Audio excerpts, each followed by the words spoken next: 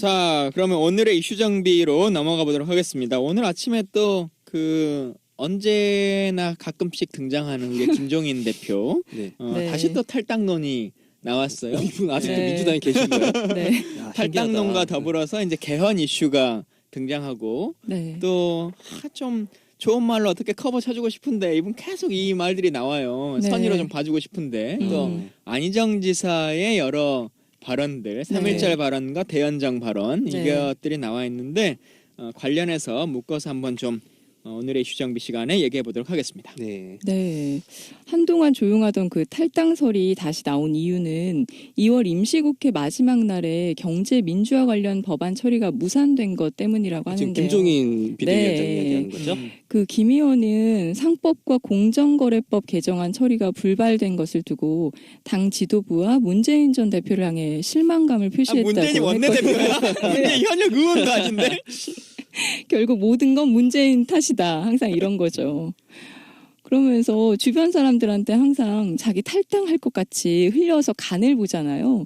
왜 그럴까요? 이분 도대체 왜 이래요? 근데 네. 지난번에 그 총리 순환사라고 하는 게 있잖아요. 네. 지난번에 한번 말씀드리긴 했는데 박근혜 대통령이 누구를 지명해서 총리가 될 것 같으면 낙마되고 네. 낙마되고 사람의 완전 치졸한 모습을 보여주고 네. 했는데 김종인 대표가 누구의 손을 잡으려고 하는 순간 계속 그 사람 폭망하는 네. 마이너스의 손. 마이너스의 손이 지금 벌어지고 있단 말이에요. 네. 안희정 지사도 조금 더 그 부분에 대해서 명확하게 생각해야 된다라고 하는 생각을 먼저 좀 드리고 싶어요. 네, 지난번에도 안희정 지사와의 연대설이 나왔잖아요. 뭐 경제 참모로 같이 갈 것이다라는 얘기가 나왔다가 막 해프닝으로 끝났었는데 그때와는 좀 얘기가 다른 것 같아요. 그때는 탈당 얘기는 아니었잖아요. 당 안에서 어떤 특정 어떤 후보군을 지지하겠다는 얘기였고 지금은 탈당해서 아예 이 판을 떠나겠다는 얘기예요. 그래서 저는 그 한국 정치인 중에서 애고가 가장 강한 사람들 두 사람이 있는 것 같아. 강한 자아를 갖고 있는 사람들. 한 분이 안철수 의원이고 한 분이 요 김종인 의원 같은데 이런 분들은 자기가 조연이 되는 걸 참지 못해. 내 이 판에서 주인공이 되지 않으면 이거를 견뎌하지를 못해요. 그래서 이분이 네. 지금 그런 상황에 있잖아요. 그래서 자기가 주인공이 될 수 있는 판을 찾아서 혹은 만들어서 떠나려고 하는 것 같은데 아마도 그 명분이 개헌이 될 것 같죠. 맞아요. 개헌을 얘기를 하면서 계속 지금 당 안팎으로 계속 찾고 있죠. 그러면서 한간의 설에 의해는 그 반문 세력을 중심으로 모일 거다. 김종인 의원을 중심으로 해서. 근데 이런 얘기들이 있거든요. 중심으로 누가 모여? 누가? 불가능하잖아요. 사실 손학규 네. 대표도 생각해 보세요. 네. 손학규 파가 이 사람 당 대표도 했고 막 뭐도 하고 막 경기지사를 하면서 선거를 도와줬던 경기도 의원들이 몇십 명이고 막 말은 장황했어요. 네. 그래서 손학규 의원 따라간 사람 누구 있어요? 이찬영 의원 하나 있는 거잖아요. 네. 나머지는 공개적으로 무슨 말도 안 되는 소리냐. 누가 봐도 손학규 파라고 하던 사람들도 손학규 개라고 하는 사람들도 전부 다 말 같은 소리를 해라. 네. 내가 왜 나가냐. 그 사람 이제 더 이상 정치하실 분 할 상황이 아니다. 라고 네. 그냥 대놓고 얘기하는 거잖아요. 김종인 대표도 나갈 때 누가 이분을 따라서 나갈까. 그래서 그 지점에서 간 보는 속셈이 그거인 것 같아요. 그러니까 막상 자기 세력은 없으니까 계속 떠보는 거죠. 같이 나갈 사람 누가 근데 있을까? 한편으로는 김종인의 효용 가치를 따져보면 이 네. 사람이 대권 주자가 아니기 때문에 일정 효용이 있는 것 같아요. 만약에 이 사람이 자기가 출마한다고 하면 아무도 거들떠도 안 보겠지. 0.1%도 안 나와요. 그렇죠. 그래서 이 사람은 어차피 내 옆에서 날 도와줄 사람이라고 하면 이때는 일정한 좀 가치가 나오는 것 같은데 과연 네. 누가 받을까? 그러니까 개헌의 구심점이 누가 될까라고 생각해 보면 뭐 지금 그 지지율상으로 보면 뭐 단서가 있지만 민주당 경선 전까지는 안희정 지사가 저는 구심점이 될 거라고 봐요. 근데 네. 이분은 언제나 되는 사람의 편에 서는 사람이지 네. 될 사람을 자기가 지원해가지고 하는 사람이 아니잖아요. 그러니까 킹 메이커라고 하는 네. 말을 하는데 이 사람 메이커가 아니에요. 네. 킹이 될 것 같은 사람 편에 빨리 잘 줄을 맞아요. 서는 줄을 사람이죠. 잘 서는 정확히 거죠. 말하면. 네. 근데 이 사람이 손을 내밀었는데 꼭 마이너스가 되잖아요. 네. 그러면 이 사람이 먼저 떠납니다. 네. 안희정 지사의 지지율이 제가 생각하는 것보다 지금 훅 떨어지고 있단 네. 말이에요. 네. 먼저 떠날 사람이라고 저는 생각해요. 네. 안희정을 위해서 본인이 헌신하고 네. 자신이 가진 걸 총동원해서 안희정의 지지를 높여주기 위해서 노력할 것이냐? 저는 전혀 그러지 않을 거라고 생각해요. 그래서 저는 개헌을 자꾸 얘기하는 자유한국당 있잖아요.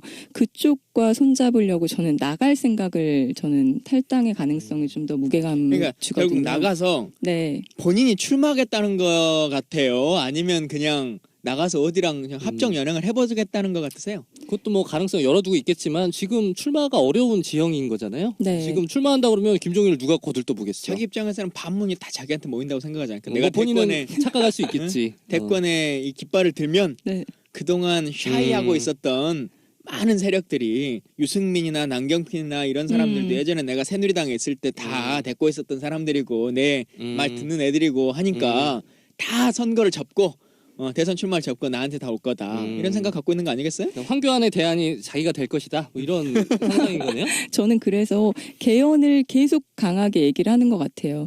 그래서 자기가 총리가 되고 싶은 거 아닌가.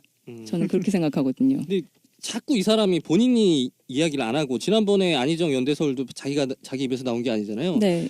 주변에서 이렇게 설들이 나오는 사람은 일단 신뢰를 하면 안 될 것 같아. 그러니까 본인이 얘기 안 하고 주변에 자꾸 그 설을 풍기는 이유는 간단해요. 그냥 그 말을 주워 담을 수가 있으니까. 내 입에서 나가면 그건 주워 담을 수가 없지. 근데 내 주변에서 이렇게 얘기가 나오면 그쵸. 상황을 봐서 맞으면 올라타고 아니면 발 뺄 수 있고 그쵸. 뭐 이런 그러니까 진짜 구태 정치죠. 그렇죠. 네. 진짜 구태 정치를 하고 있는 것이고 진짜 정치는 말씀하신 것처럼 책임을 지는 것인데 이분은 단 한 번도 책임진 적이 없어요. 그리고 가장 중요한 건 전 이분의 정치 철학이 뭔지 모르겠어요. 한 번도 무슨 정책이나 철학에 대해서 얘기를 해본 적이 뭐 없는 것 같아요. 경제민주화라고 얘기를 하죠. 네. 본인 말로는. 근데 경제민주화라고 하는 것이 진짜 무슨 고장난 라디오처럼 매번 얘기를 하는데 네. 반복해서 이 사람의 경제민주화가 뭐냐는 거예요. 그러니까요. 국회의원을 지금 5선째잖아요. 네. 그러니까 4선까지 했으면 4사 16년간을 했는데 그러면 법안으로 얘기를 해봤어야 네, 되는 거 맞아요. 아닙니까? 대기업의 정책에 있어서는 경제민주화를 하기 위해서 뭐 법인세는 어떻게 할 것이고 지원책은 어떻게 할 것이고 중소기업은 어떻게 할 것이고 영세상인은 어떻게 할 것이고 뭐 이것을 세금 체계에서는 어떻게 할 것이고 뭐 인적 구조에서는 어떻게 할 것이다라고 하는 것을 법안으로 말할 수 있는 거예요. 네. 근데 이분 16년간 국회의원 하면서 단 한 건의 대표 발의도 안 한 거예요. 단 한 건에. 응? 난 진짜 의원은 그런다 치고 이 밑에 있었던 보좌진들은 도대체 뭐 하고 있었는지 모르겠어. 거기 이제 꿀보직이네. 김정은 의원실 보좌관이 꿀이네. 아무것도 안 해도 거기 되잖아. 괜찮네. 1등 직장. 옆에서 계속 설만 흘리면 돼. 우리 의원님 지금 뭐 안희정한테 간답니다. 뭐 이렇게 말만 계속 하면 되는 거지. 뭐. 이게 뭐예요? 그게 김종인의 경제민주화가 뭐라는 거예요 도대체. 그러니까 그 기간 동안 자기가 추진해서 정책을 했으면 이미 경제 민주화가 한 발은 나가 있었겠죠. 근데 지금 아무것도 없는 상태인데 계속 지금도 자기가 뭔가가 될 수 있을 거라고 주장을 하고 있죠. 근데도. 뭐가 돼요 되기는. 이 얘기 계속 해야 됩니까? 김정인 얘기 그거하죠. 네. 우리가 이분 얘기를 사실 길게 해주는 것도 네. 이분이 원하는 걸 것 같아요. 이분은 그냥 계속 여기서 저기서 자기 이름이 막 거론돼가지고 대단한 사람인 것처럼 느껴지길 바라는 거잖아요. 네. 지난번에 반기문 총장이 SNS에서도 검색해보면 내 얘기가 엄청 검색률이 높다라고 네. 얘기한 것처럼 그게 내용이 어떤 건지 간에 야, 뭐 여러 사람들이 자기 얘기를 막 거론하고 있다. 김종인 탈당할지 말지 대선 출마할지 말지에 대해서 모든 팟캐스트들이 예의주시하고 있다. 이 얘기를 좀 듣고 싶은 거지 몰라요. 말렸네 거기에. 그러니까 우리 그만합시다. 네. 네. 김종인 이제 오늘 방송에서 금치거 네. 국수 사기로 김종인 이야기하는 사람. 금치가 하니까 시사정배소가 이 팟빵에 탄압을 받고 있었어요. 그러게. 시사정배소가 안 써져. 네. 어? 중간에 그 왜 뭐 그럴까? 이상한 단어가 그러게. 근데 저희는 전혀 의도하지 않은 단어인데 근데 이제 이거 고쳐져 가지고 써지니까요. 네. 후기 게시판에 이야기 많이 남겨주시길 네, 바라겠습니다. 홍보 많이 해주세요. 네. 네. 저희가 김종인 얘기를 한 이유는 사실 자, 삐. 국수 싸세요 국수. 네. 김모 씨 얘기를 한 이유는 저희가 사실 개헌 때문이죠. 자꾸 개헌 카드를 지금 계속 여기저기서 나오고 있잖아요. 네, 저 여권에서 주로 이 개헌 이야기가 논의가 되고 있는데 최근에 안희정 지사도 여기에 가세를 했어요. 네. 그러니까 개헌 3년 임기 단축에 자기는 응할 의향이 있다. 그러면서 뭐 여기까지는 그럴 수 있어요. 근데 탄핵 이후에는 아마 문재인 대표도 이 요구에 거부할 수 없을 거다. 이렇게 문재인을 또 끌어들이는 발언을 하셨어요. 일단은 조금 하나 정리해서 보자면 그 네. 전까지 나왔던 개헌론이라고 하는 것은 대선 전 개헌이었잖아요. 그렇죠. 예, 선거 전에 개헌해서 다음에 뽑힐 대통령의 임기 자체를 아예 3년짜리로 하자. 아니면 총리나 내각제로 가자라고 하는 논쟁들이었는데 지금 이제 그거는 물리적인 시간이 도저히 불가능한 거 아니냐라고 네. 하는 것으로 나왔기 때문에 지금 모든 주자들도 그 주장을 하지 않고 있어요. 근데 자유한국당만은 그걸 여전히 주장을 하고 있죠. 뭐 근데 그래 봐야 별 네. 또 길게 얘기할 필요성은 없는 집단이 된 것 같고요. 네. 근데 다만 지금 개헌과 관련한 어떤 특위처럼 만들어서 그 사람들의 정권을 주면 다음에 당선되는 대통령이 그것을 수용하겠다라고 하는 얘기까지로 지금 진도는 나가고 있는 것 같습니다. 그렇죠. 근데 이 개헌이 뭔지 지금 개헌이라는 말이 헌법을 고치겠다는 얘기잖아요. 그렇죠. 네. 근데 이 사람들이 하고 있는 개헌, 그 권력 구조를 좀 재편해 보자 하는 그 개헌 논의인 건데 이 사람들이 뭘 주장하는지 먼저 좀 뜯어볼 필요가 있을 것 예. 같아요. 근데 사실 개헌을 주장하는 거는 87년 체계의 그 산물인 현행 헌법이 한계에 봉착했다는 거에 그 대부분 공감을 하면서 개헌을 하자고 처음에 얘기가 나온 거거든요. 근데 그 여론이 이제 다른 걸로 바뀌어서 넘어가고 있죠. 87년 체제라고 하면 그냥 뭐 그렇게 거창하게 얘기할 것도 없이 그냥 5년 단임제를 고쳐보자. 네. 그리고 대통령한테 권력이 집중되니 이걸 좀 이렇게 분산시켜보자 이런 건데 그거 외에도 헌법의 다른 조항들도 고치자는 거잖아요. 말씀하신 그렇죠. 것처럼 그냥 기본적으로 이미 헌법이 만들어진 지가 30년 네. 가까이 흘러갔기 때문에 헌법은 대통령을 어떤 선거로 뽑을 거냐, 대통령 임기가 몇 년이냐라고 하는 것만 써져 있는 게 네, 아니지 않습니까? 맞아요. 네. 우리의 영토의 범주를 어떻게 볼 것이냐, 아니면 행복추구권의 범주를 어떻게 할 것이냐, 환경권이나 여성권이나 뭐 이런 것들은 다 어떻게 할 것이냐, 노동권 어떻게 할 거냐, 이 네. 모든 것들이 포함되어 있는 건데 이제 이게 시대가 바뀌었으니 한번 다시 리셋해서 고민할 필요가 있는 게 아니냐, 시민의 기본권이라고 하는 측면을 다시 고민해보자라고 하는 논쟁이 중요한 것인데 네. 결국 정치권은 이런 얘기들은 쏙 빼버리고 맞아요. 네. 대통령 임기 어떻게 하지? 그러면 환자한테 다 몰아주니까 나는 대통령이 안 될 것 같으니까 3명, 4명이 힘을 좀 나눠서 갖는 건 어때? 라고 하는 논쟁으로 지금 끌고 가는 아주 네. 나쁜 개헌 이야기를 하고 있는 근데 거죠. 저는 권력구조 논쟁은 굉장히 의미 있고 중요하고 반드시 해야 된다는 입장인데 뭐 시점의 얘기는 좀 뒤로 가고 지금 나오고 있는 그 권력구조 논쟁의 갈래를 좀 봐야 될 것 같아요. 도대체 뭘 주장하고 있는지. 네.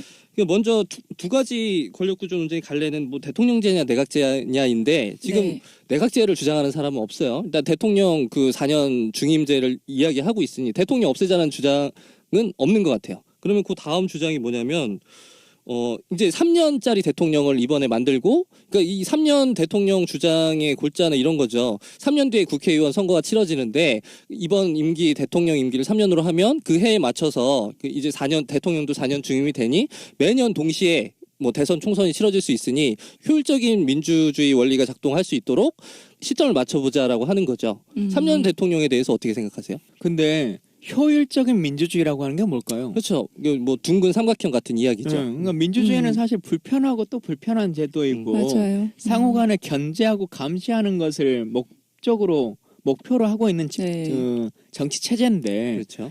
결국은 대선과 총선이 이제 시기의 문제로 조금씩 틀어지면서 대통령이 잘하고 있는지 못하고 있는지에 대한 중간 평가가 될 수도 있고 또 대통령이 너무 힘이 쏠리면 의회 권력을 바꿔서 이것에 힘에 견제를 할 수 있는 것, 또 그렇게 너무 집권당이 과도하다라고 하면 대통령 권력을 좀 바꿔서 이걸 맞출 수 있는 것, 이게 또 합리적인 방법인데 인기가 높을 때는 예를 들면 지금 같은 시기에는 야당이 국회 권한과 청와대 권력을 전부 다 얻을 확률이 높겠죠. 네. 근데 그렇게 운영하는 것이 효율적인 거냐, 국회는 거수기냐, 저는 동의하기가 쉽지 않아요. 효율적인 국가 운영 시스템이라고 하는 말이. 그러니까 민주주의 얘기하면서 돈 얘기하는 사람들은 죄다 북한으로 보내버려야 돼. 얼마나 좋아. 투표 안 하고 돈 안 들고. 이 사람들, 그러니까 무슨 시간과 비용을 자꾸 얘기하는 사람들은 민주주의 안 하겠다는 말이나 마찬가지죠. 돈이 많이 들고 시간이 많이 들수록 효율적인 민주주의 원칙이라고 보는 게 맞는 건데 네. 무슨 선거하는데 돈 많이 든다고 안 하는데 뭐 어쩌자는 얘기야. 그래서 3년 대통령의, 저도 같은 이유로 3년 대통령 임기, 다음 대통령이 반대하는 그 효율성이라는 측면에서 일단 반대하는 게 하나가 있고 또 하나는 아니 지금 이 중요한 시점에 다음 네. 대통령을 반쪽짜리 대통령을 뽑자는데 국민들이 동의하겠어요? 이거는 네. 지금 문재인 후보를 계속 테이블을 마련해 놓고 앉으라고 지금 강요를 하고 있는데 그러니까 지금 시기에는 이번 텀은 어차피 문재인이 될 것 같아. 그러니까 내가 안 그런 될 것 거죠. 같고 그러니까 이번 텀에 된 사람 빨리 그냥 하고 나오고 네. 다음 판에는 내가 한번 해볼 수 있을 것 같다. 지금 이 얘기죠. 그럴 수도 네. 있고 또 하나는 문재인이 앉을 수가 없는 판인 거예요. 그 테이블 자체가 아니 거기 문재인이 앉겠어? 그러니까 예를 좀 그 테이블을 자기들끼리 쭉 만들어 놓고 다 얘기를 하고 있어. 문재인이 빨리 와서 앉으라고 하는데 문재인이 가서 딱 보니까 의자에 압정이 잔뜩 있는 거야. 앉을 수 없는 자리를 만들어 놓고 억지 테이블을 만든 거죠. 그러니까 문재인 공격을 위한 이게 카드인 거지. 네. 실제로 개헌을 하자는 주장인 건지 참 저는 모르겠어요. 네, 저도 그 꼼수라고 생각을 하거든요.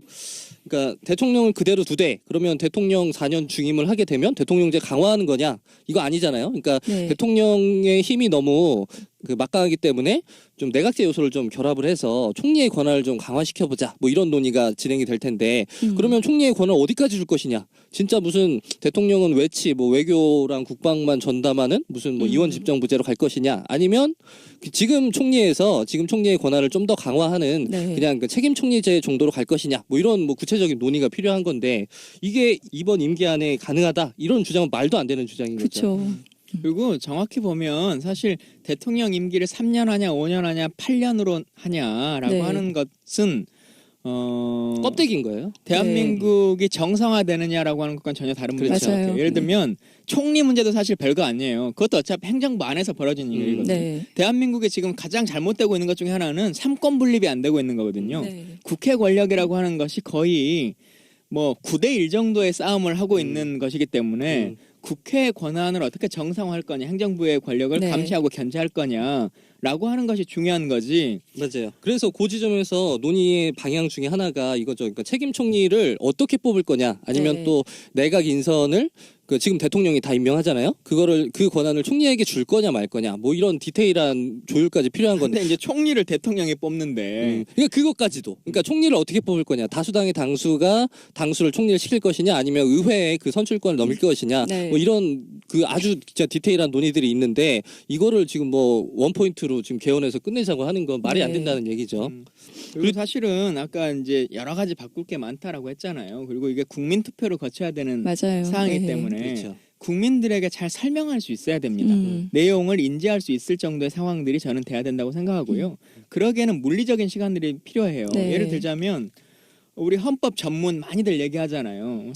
우리는 민족중의 역사의 사명을 띠고 태어났다라고 말. 네. 아니 그게 아니지. 그건 국민교육. 아 여기 연식 드러납니다. 여기서. 네. 그러니까 우리 헌법 전문에 나와 있는 그게 우리나라 법 정신을 가장 기본적으로 담고 있는 거잖아요. 네. 유구한 역사와 전통에 빛나는 우리 대한국민은 3.1운동으로 건립된 대한민국 정부의 법통과 불의한간 사회민주주의 정신을 계승한다. 이제 제대로 나왔네. 헌법 전문의 시작인데 네. 자 여기서 이게 87년까지의 상황이란 말이에요. 네. 그러면 이 안에 87년 60항쟁의 정신을 끼어열 거냐 말 거냐 라고 하는 게 논쟁이 있겠죠. 그리고 이 사건 이후에 5.18이라고 하는 것이 국가가 정하는 민주주의 사건에 들어갔단 말이에요. 네. 그러면 5.18 정신이 헌법 정신에 들어갈 것이냐 말 것이냐 라고 하는 것이 또 논쟁이 있는 것이고요. 또 예를 들면 보수 집단 쪽에 있는 분들의 입장에서는 천안함이나 뭐나 이런 사건 이후에 벌어졌으니까 87년 이후에 벌어졌으니까 이와 관련한 북한의 입장, 북한에게 전하는 메시지 이런 것도 헌법 정신에 담아야 된다라고 주장할 수도 있는 것이고요. 단어 하나하나에 따라 다 다른 거고 대한민국의 영토를 어디까지로 볼 것이냐라고 하는 이 논쟁도 사실 쉬운 논쟁이 아닙니다. 네. 지금은 이 논쟁을 하는 것 자체가 국가보안법 위반이 될 수도 있지만 87년 때는 북한이 유엔에 가입되어 있는 국가가 아니었단 말이에요. 그러니까 그냥 우리 헌법 안에서 참칭되고 있는 것이다라고 주장할 수 있었는데 지금은 만약 우리가 전쟁을 해가지고 북한 땅을 우리말로 수복을 해요. 땅을 갖는다고 치더라도 그건 대한민국 영토가 되지 않습니다. 네. 유엔이 관할하도록 되어 있죠. 국제법상. 이런 상황들이 상황의 변화가 있었는데 어떻게 할 거냐. 네. 그대로 그냥 한반도와 부속도서로 영토를 둘 것이냐 아니면 이 철책선 이남으로 둘 것이냐 정확하게 네. 바꿔서 라고 하는 논쟁들도 있어야 되는 것이고요. 네. 뭐 여성에 대한 호칭을 어떻게 할 것이냐 이 LGBT에 대한 권한을 어디까지 차별금지를 어떻게 할 것이냐라고 하는 논쟁들도 서울시 교육청에 인권조례 하나 만드는 것도 그렇죠. 이렇게 힘든 네. 일인데 헌법을 완전 뜯어고쳐서 하겠다라고 하는 것에 대해서 너무 단순하게 정치인 몇몇이 그냥 결정하면 된다는 인식들도 이제는 국민들이 예전처럼 그거는 정치인들이 알아서 하는 일이야 라고 하는 수준을 저는 이제 넘어섰다고 생각해요. 네. 그러니까 이 개헌 논의가 말씀하신 것처럼 헌법에 대한 어떤 고민, 이제 시대 정신에 대한 고민, 뭐 이런 뭐 깊이 있는 고민에서 나온 개헌 논의라면 저는 선의로 받아들여야 된다고 생각해요. 충분히 지금 바꿔야 할 시점에 와 있는 건 맞는데, 근데 지금의 개헌판을 누가 처음에 꺼냈냐를 생각을 해봐야 될 것 같아요. 누가 처음에 꺼냈죠? 이번 개헌하자는 얘기를? 자유한국당. 아니죠, 그 전에. 박근혜. 그렇죠. 박근혜 씨가 이거 게이트 초반에 네. 국면 탈출용으로 갑자기 꺼내진 맞아요. 거예요. 말도 안 네. 되는 시점에. 네. 그랬더니 그때는 말도 안 일축을 했죠. 정치권에서 일축을 하고 지금 무슨 그런 얘기 할 때냐. 게이트가 이렇게 중요한데. 근데 일정 시점이 지난 뒤에 이제 뭐 중도 이제 뭐 야권의 일부 세력까지도 이제 그 개헌 논의에 가담을 해서 이거는 다분히 정략적이라는 거죠. 네. 박근혜에서 시작된 개헌 논의 이거를 우리가 받아야 될 이유가 없어요. 이 테이블은 맞아요. 우리가 앉아야 될 테이블이 아니에요. 단호하게 거절을 해야 될 것 같아요. 그러니까요. 자, 그러면 이 논의도 빨리 접을까요? 그래서 문재인 후보의 네. 입장이 지금 자꾸 막 너도 나도 문재인 보고 막 개헌 테이블 와서 입장 밝혀라, 너도 네. 동참해라 얘기를 하고 있는데 저는 참 곤혹스러울 것 같아요. 이분 입장에서. 자꾸 논점을 흐리는 게 많은 것 같아요. 그 부분을 유권자들은 명확하게 저는 판단을 해야 된다고 생각을 하거든요. 유권자도 유권자인데 네. 문재인 후보 입장에서 어떻게 해야 되냐? 저는 단호하게 좀 입장을 밝혀야 될 것 같아요. 나는 3년짜리 대통령 하기 싫다. 왜냐 나는 내가 준비한 이 정책, 이 좋은 세상 만들려면 이게 3년으로도 부족하다. 이렇게 명확히 얘기를 해야 그 이거 말을 했어요. 하고 다녀요. 그렇죠. 네. 음. 이 적폐청산이라고 하는 걸 위해서 3년 동안 할 수 있다고 나는 그렇죠. 생각하지 않는다. 음. 5년의 임기 동안 그것을 잘 해결하고 국민들이 그것을 바랄 것이라고 믿는다라고 네. 얘기는 해왔죠. 맞아요. 그 국민들을 믿는다는 게 중요한 게 국민들이 지금 이 중요한 시점에 3년짜리 대통령을 원할까요? 저는 아니라고 생각하거든요. 그래서 저는 이건 정치적 욕심이라고 보면 안 될 것 같아요. 황교안이 네. 되면 어쩌지? 한편이 오는데면 갑자기 개헌하자 바꾸는 거 아니에요? 개헌하자. 2년짜리로 하자. 그런데 그 황교안 씨는 개헌에 대해서 아직 얘기를 안 했네요. 네. 끼어들지 않았으니. 네. 아이고 참. 음. 그러니까 실제 진짜 우리가 말하는 것처럼 선의와 본인의 진심을 담아서 하는 것들과 겉으로 꼼수를 위해서 하는 것들을 이제는 많은 국민들이 알게 되기도 하고 네, 맞아요. 또 팟캐스트나 이런 것들을 통해서 그 속마음들을 분석해보는 얘기들이 워낙 많기 때문에 그런 것들이 잘 통하지 않게 되는 거죠. 네. 사실 박근혜 하야 얘기도 마찬가지잖아요. 네. 하야라고 하는 것을 극적으로 멋지게 했으면 정치적 효과가 있을 텐데 이미 만약에 하야 선언을 하면 어떤 꼼수가 숨어 있는 것인지 네. 알만한 사람은 다 아는 거잖아요. 네. 그러니까 이게 안 통하게 되는 거죠. 맞아요. 근데 이 그 논의 자체가 안희정 지사가 그러니까 경선까지 유효한 것 같아. 그러니까 일단 안희정 지사 경선에서 만약에 진다면 구심점이 없어요. 만약에 그 나머지 뭐 유승민, 안철수, 황교안 모여가지고 개헌 논의하면 이건 저는 뭐 소꿉놀이 정도 수준인 것 같아요. 아무런 울림이 없는 그렇게 그냥 돌다 끝날 것 같아요. 예. 근데 한쪽에서는 대통령제 폐단이 있다면서 이원 집정부제를 하자 뭐 이런 얘기들이 계속 나오고 있잖아요.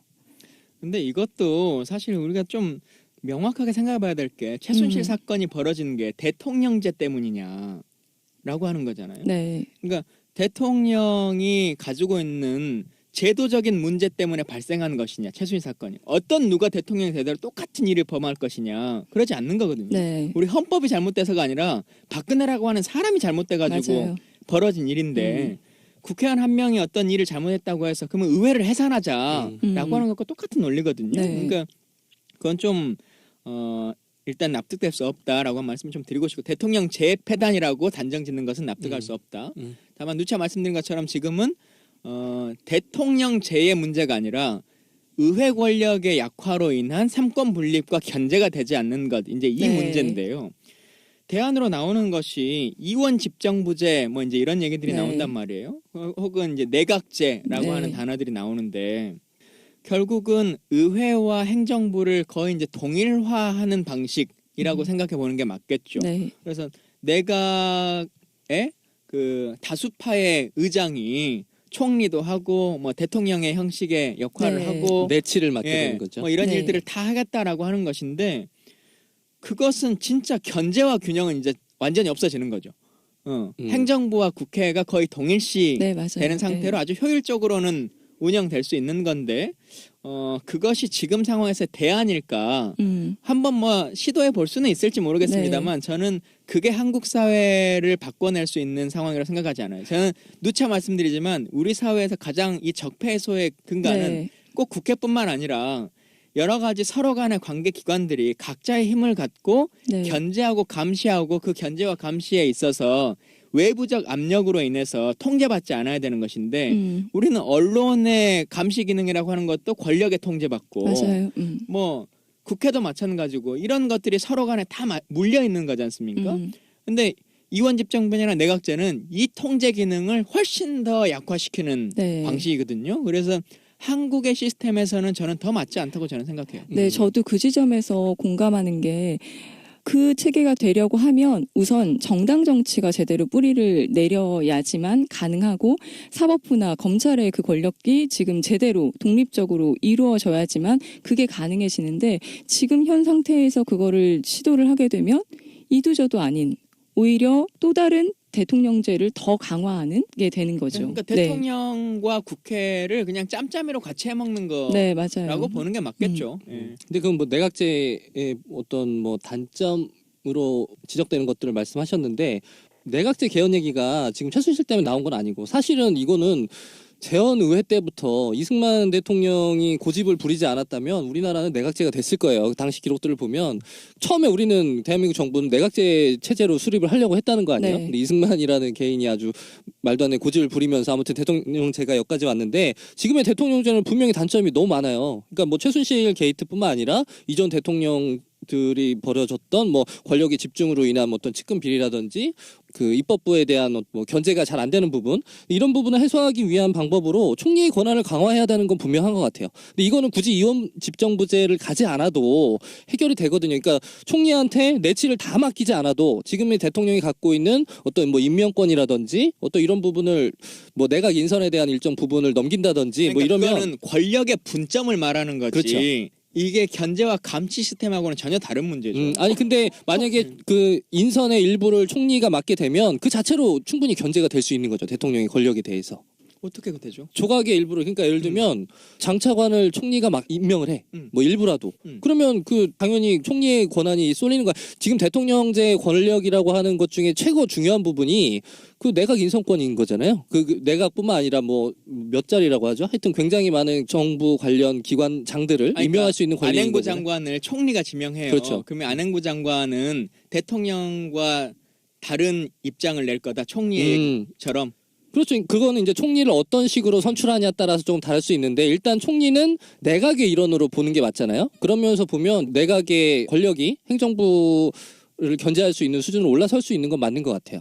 난 이해 안 돼요. 아 총리의 권력을 강화하는 게 대통령을 견제할 수 있는 게 아니다. 그건 아니죠. 아 그래요? 예, 그건 대통령이 지금 가지고 있는 권한을 조금 이양하고 그렇죠. 나눠줄 수 있는 것은 있지만 그것이 견제라고 볼 수 있느냐.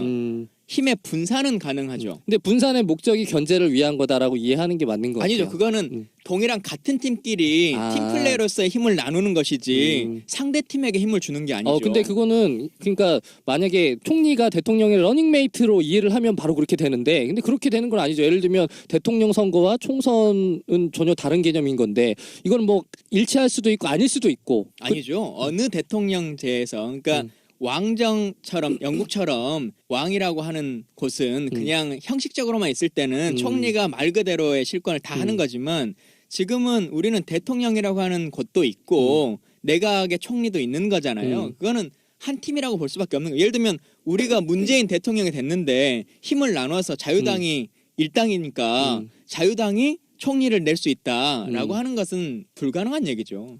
아니 그러니까 그걸 바꾸자는 게 책임 총리제로 개헌을 하자는 얘기인 거죠. 그러니까 총리의 선출 방식을 바꾸는 거. 그러니까 그것까지 포함한 이야기. 예를 들면은 총선에서 승리한 다수당의 당수를 뭐 총리로 뭐 자동 지명되게 된다. 뭐 이렇게 되면은 대통령하고 이제 행정 권력하고 입법 권력하고 좀 분리될 수 있는 거 아닌가요? 그거는 대통령제라고 하는 것 자체에 대해서 맞아요. 존재가 안 되는 거죠. 대통령 하에 그러니까 프랑스식 이원 집정부제를 얘기하는 게 그런 약간 변종적인 그 책임 총리제를 이야기하는 건데 제가 이야기하는 개헌의 내용에는 그러니까 그런 것까지 포함될 수 있다는 거죠. 그러니까 정책이라고 하는 것이 외국의 어떤 제도나 문화가 한국에 들어오면 그대로 되는 것이냐 사실 그러지 않는 거거든요. 그리고 우리가 뭐 임시정부 때 혹은 뭐 대한민국 건국 때 내각제를 하려고 했었던 거다라고 하는 것과 지금의 얘는 전혀 다른 문제인 것이고 사실 우리는 대통령제라고 하는 것에 이미 거의 다 인식돼 있는 거잖아요. 그리고 대통령이 기본 권한은 다 가지고 있는 것이지만 이것을 너무 과도하니까 분점하자라고 하는 정도의 수준을 얘기하고 있는 거지. 지금의 말은 한국형 이원 집정부제라고 하는 것이 갑자기 프랑스식으로 러시아식으로 할 수 있는 것은 또 전혀 다른 문제라고 저는 생각되거든요. 그렇죠. 그래서 그러니까 프랑스처럼 뭐 내치를 온전히 다 총리한테 맡긴다. 이거는 한국 정서에서 좀 실현 불가능한 얘기가 같고. 문재인이 대통령일 때 자유당의 당수가 총리를 맡는 것은 현실성 있는 얘기가 아닌 거죠. 그거는 지금의 정치 환경에선 그런 거지만 예를 들면 4년 뒤에 그러니까 교차해서 총선과 대선이 치러진다고 했을 때 그러면은 전혀 다른 결과가 나올 수도 있죠. 예를 들면 여소야대 된 경우가 굉장히 많잖아요. 2000년대 이후에는 거의 뭐 여소야대 역사였는데. 그러니까 제 말의 취지는 총리라고 하는 것의 역할이 대통령의 권한을 분점해서 내가 가진 권한의 반을 이양해 주는 것이지 이 총리라고 하는 사람이 대통령을 견제하는 다른 편으로 들어오는 것이냐. 그거는 그럴 수도 있고 아닐 수도 있다고 봐요. 왜냐하면 내각의 수장으로서의 역할이 있는 거니까. 내각의 수장으로서 대통령이 법적 행정부의 수반이죠. 근데 그거는 아닌 거죠. 이제 내각제 요소를 포함하면 그게 이제 좀 달라질 수 있는 내가 얘기죠. 이 지점에서는 대통령과 총리의 권한이 어떻게 나눠지냐에 따라서 또 다를 것 같아서 네. 논쟁은 저는 그런 네. 이번 개헌 논의에 그런 그 책임 총리제를 어디까지 강화할 것인가에 대한 논의도 분명 포함될 거다. 그렇죠. 예, 그래서 이것도 포함이 돼야 되죠, 다. 예. 그렇습니다. 얘기하다 보니까 이제 논쟁이 길어지는데 잠깐 광고 듣고 와서 얘기하도록 하겠습니다.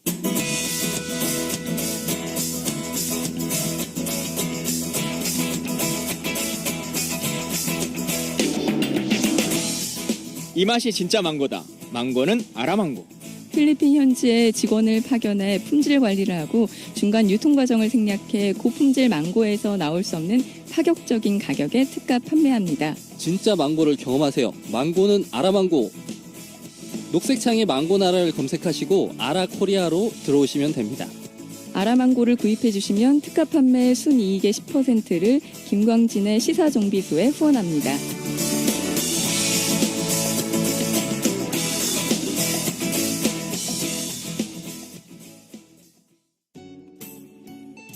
장 PD님 목소리가 돌아왔네요.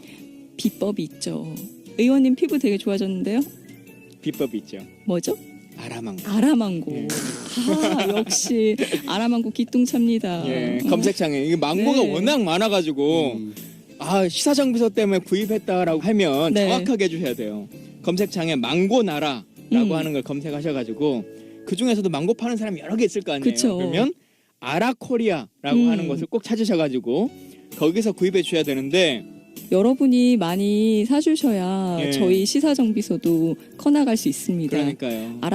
망고 드시고 싶으면 꼭 그냥 아라망고 아니 한번 드시고 쳐보세요. 싶으면 하지 말고 한번 드세요. 이번 주에는 망고를 먹는 거야. 어쩔 수 없어. 먹어. 네. 주말에 망고 드세요. 예. 자, 아라코리아에 가셔서 아라망고를 꼭 구입해 주시고 망고를 드시면 누구나 장 PD 같은 꿀 성대를 가질 수 있어요. 그렇죠. 의원님 같은 피부도 가질 수 있습니다. 그거는 제 피부 별로 안 좋아해 사람들이. 해가 되는 예. 멘트를. 자, 그리고 사 먹는 것이 중요한 게 아니라 사 먹었다는 흔적을 남기는 게 중요해요. 그러니까 꼭 사서 후기 게시판에 시사정비소 때문에 사 먹었다 네. 라고 하는 말씀을 꼭 해주시기를 부탁드리겠습니다. 네.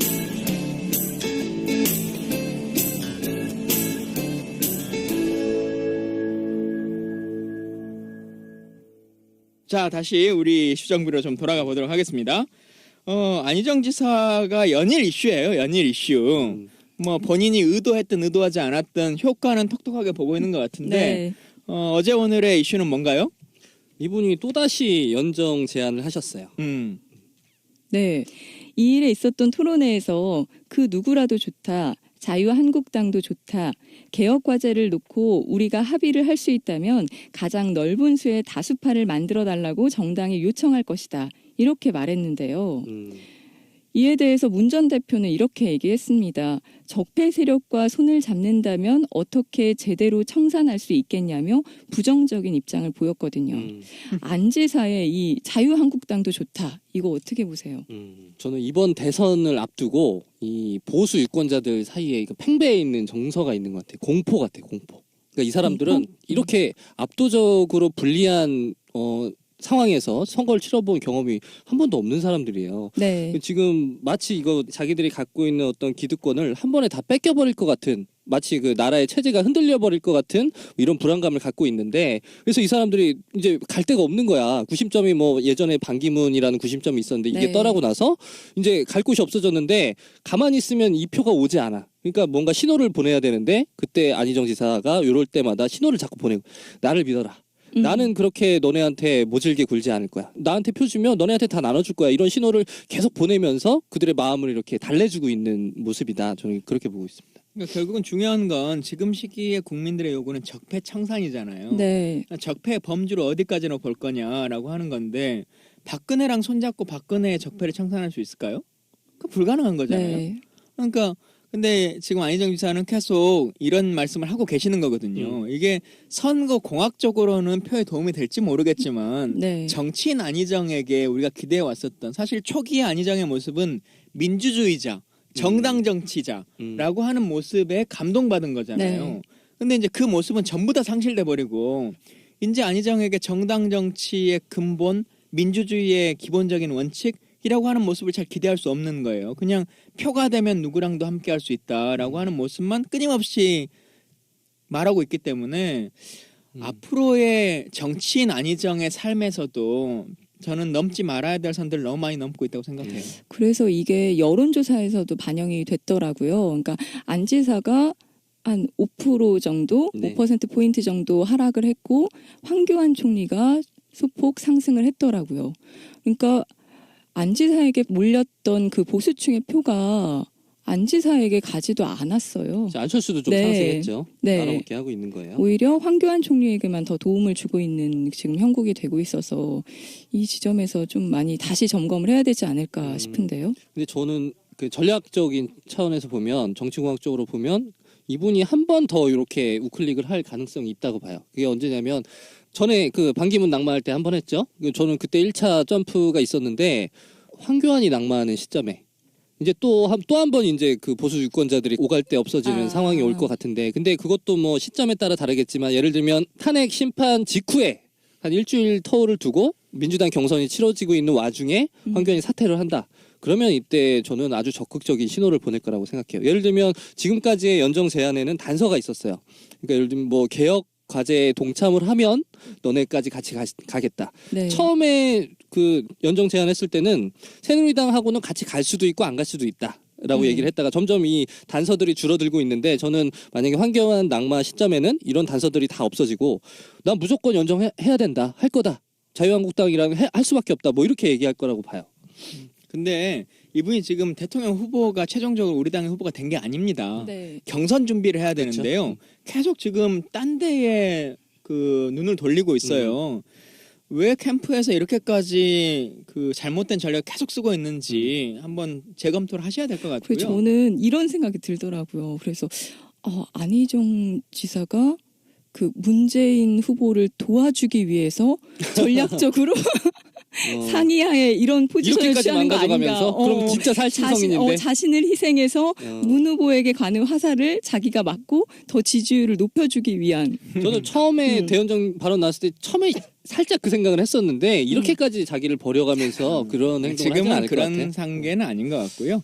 다만 이건 하나 좀 제가 정리해드리고 싶은 게 있는데, 네. 대연정이 필요하다. 왜냐하면 대통령이 누가 되더라도, 꼭 본인이 아니라 누가 되더라도 앞으로의 상황이, 당이 원내 교섭단체만 4개고 등록된 단체가 5개인 상태에서 국회를 운영해야 되고, 한 정당이 과반을 차지하지 못한 상태인데 어쨌든 연정할 수밖에 없는 거 아니냐라고 하는 이야기를 계속 하는 거죠. 그게 이제 근거잖아요. 네. 대연정의 근거. 근데 국회 시스템이라는 게 꼭 그러지 않습니다. 그러니까 예를 들면 자유한국당 90 몇 석 빼고도 국정 운영하는데 전혀 문제가 없다, 이런 건가요? 그것과는 좀 다른 측면에서요. 예를 들면 대연정을 해서 자유한국당이나 국민의당이나 뭐 이런 당들의 일부를 우리가 흡수해 온다 손 치면 네. 내가 원하는 대로 할 수 있을 거냐 대통령이. 아 그렇게 해도 안 될 거다. 네, 자 생각해 보세요. 국민의당을 소연정을 해요. 응? 근데 지금 뭐 자유한국당에 대한 연정도 사람들이 받아들일 수 없는 건 당연한 거지만 네. 지금 우리 지지자 입장에서는 국민의당과의 연정도 지금 솔직히 싫거든요. 그렇죠. 네. 네, 근데 뭐 그것까지는 it's okay 한다 쳐요. 그래서 연정을 해. 그럼 연정한다는 건 결국은 뭐예요? 장관 자리 한두 개 준다는 거잖아요. 네. 총리 줘야지 뭐. 아니, 총리를 주든 장관 네. 자리 한두 개를 주든 그럼 장관 자리 한두 개가 갔어요. 그러면은 국민의당의 의석이 한 30명이 넘는데 38석인가요? 30명인데 장관으로 한 2명이 갔어. 네. 그럼 나머지 28명은 아이고 이제 우리도 장관 2자리 얻었으니까 한 말 안 하고 법안 통과에 다 동의해줘야지. 이 행정부가 하자는 대로 다 거술처럼 따라가야지 라고 할 것 같아요. 국회의원들이? 아니죠. 안 그래요. 음. 근데 이것을 국회 시스템은 그렇게 운영되는 거다라고 하는 것처럼 호도해서 말하는 거 이건 말이 안 되는 거고요. 이건 좀 신의의 문제일 수 있을 것 같아요. 그러니까 예를 들면 저 스위스 같이 대연정 문화가 아주 진짜 잘 발달해 있는 그런 나라에서는 그런 가정이 가능할 것 같아. 대연정 했으니까 신의로서 정말 우리는 한 그 울타리 안에서 뭐 큰 기조를 같이 간다. 근데 한국 상황에서 그게 가능할까 상상해 보면 아닌 것 그건 같아요. 좀 스위스든 어느 나라든 좀 다른 게 기본적으로 같이 갈 수 있는 부분들은 있겠죠. 근데 국회의원들이 뭔가를 반대하는 어떤 상황이 초래될 때는 본인의 정치적 소신에 정확히 반대되는 일들이 벌어지는 일들이 발생합니다. 그럴 때 사실은 당론에 위배돼도 본인의 얘기를 말하는 게 헌법기관으로서의 국회의원들의 권능인데 그것을 우리 당의 당론도 아니고 연정의 차원이니까 그냥 넘어가 줄 거다. 그럴 수는 없는 거고요. 심지어는 예로 봐서 연정하지 않고도 우리 당이 여당이 다수당이었던 열린우리당 시절이 있었잖아요. 네. 그때 150석이 넘었단 말이에요. 근데 그 당시에도 여당의 의원들도 뭐 본인의 소신에 따라서 한미 FTA 반대하는 사람들이 나타나고 파병에 반대하는 사람들이 나타납니다. 근데 그것을 야 너희 당의 당 대통령이 원하는데 왜 국회의원들이 다 안 따라가냐라고 말할 수 있는 거냐. 그러지 않는 거거든요.